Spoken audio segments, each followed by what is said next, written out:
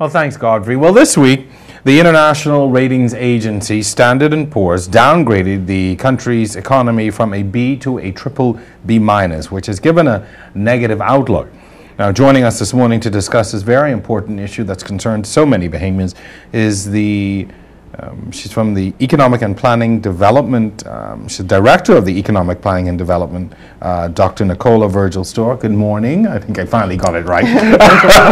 Good morning and welcome to Bahamas at Sunrise. Let's talk a little bit about this downgrade and what it all means. I mean, we saw the headlines, heard the news reports, and there has been a lot of anxiety, but I just want to begin by putting it into context and explaining for folks what it all means to us.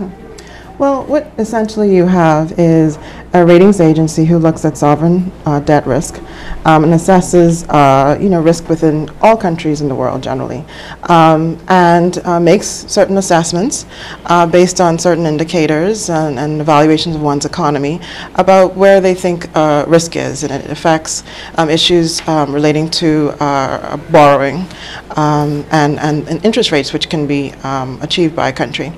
But I think it's important, as the Minister of State for Finance would have noted, that one has to look at the totality of the Bahamas, its economy and what it's doing.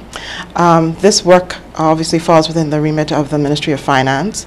I am from the Office of the Prime Minister, where we focus on the long-term economic development of the country through the National Development Plan work, which is the program that I oversee. Tell us a little bit about your work on this National Development Plan. A lot of times we hear people saying, oh, we need a National Development Plan, we need to know where we're going over the next 10, 20, 40 years. Tell us a little bit about your work in the Office of the Prime Minister. Well, thank you.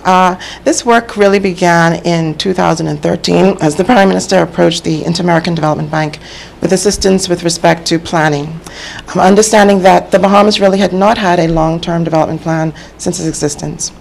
And so a technical cooperation program was granted in the amount of $450,000 from the Inter-American Development Bank to strengthen the Office of the Prime Minister, and through that also to create a National Development Plan, which is a 25-year plan with short, medium, and long-term goals for the country.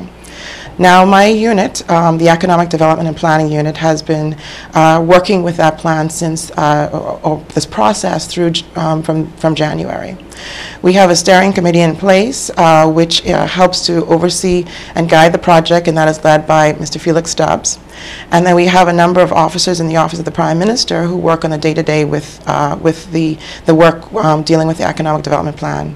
We also have a number of partners, the Chamber of Commerce and the College of the Bahamas, who serve as key partners with us in this process.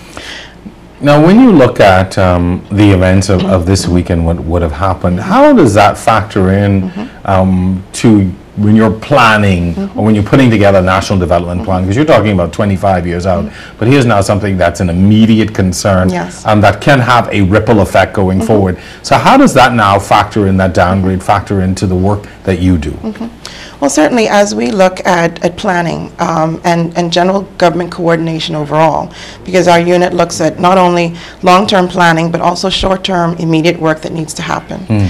So we look at what the key situations. We have collected a lot of data on the issues facing the Bahamas in the areas of the economy, in the areas of governance, in infrastructure and the environment, and also in social and human development policy.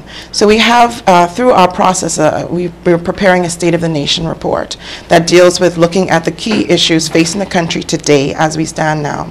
So we have collected a number of data that can help to formulate key policy, key programs, key initiatives that can address the issues of today, but also make sure that they are coordinated for the long term as well. So you do give advice on sort of how we can begin to turn this around? Oh, certainly.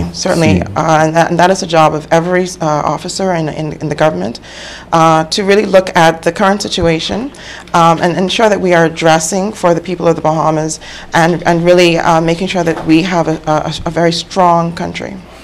Of course, when you talk about National Development Plan, that involves so many different facets and so many different areas, and I know that there is a public-private partnership of sorts going on. Tell us a little bit about that. How is that working when you bring sort of the public and private entities together who may come with different perspectives and come from different environments. How's that working out, and what's sort of the goal of that at the end of the day? Well, thank you. The government has really pioneered this approach of public-private partnerships and ensuring that we consult with all relevant stakeholders.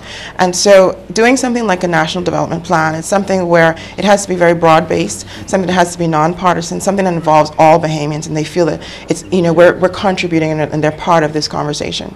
And so what we've done is that we have looked at all of the important stakeholders. So obviously for development, one needs their private sector stakeholders, and one needs academia as well. So we took it upon ourselves to really approach these two components of our society from the onset to bring them on. And so as we have seen with the successful implementation of, for example, a VAT and the approach that was used there, this is a model that we should use for the future as we have national conversations about important issues. And so we've brought them to the table. We don't always agree, but we have to ensure that we have that conversation, and I think we all become stronger for it. We're gonna, our final question, two components. What's the timeline on this plan and expected implementation? I mean, when does it start? When do you start to implement some of the recommendations? Yeah, so as I mentioned, we began earlier this year. We have a three-phase approach where we did the diagnostic first to prepare a situational analysis. That component is just wrapping up now. We've also begun nationwide really consultations throughout the Family Islands, and we're going to be hosting in October the beginning of the consultations in New Providence, where we have a major conclave on the economy, and we'll have a series of other conclaves on our 4 pillars. And that component runs until October, November. And then we begin using the input from those consultations to draft the actual action plan, which is the National Development Plan.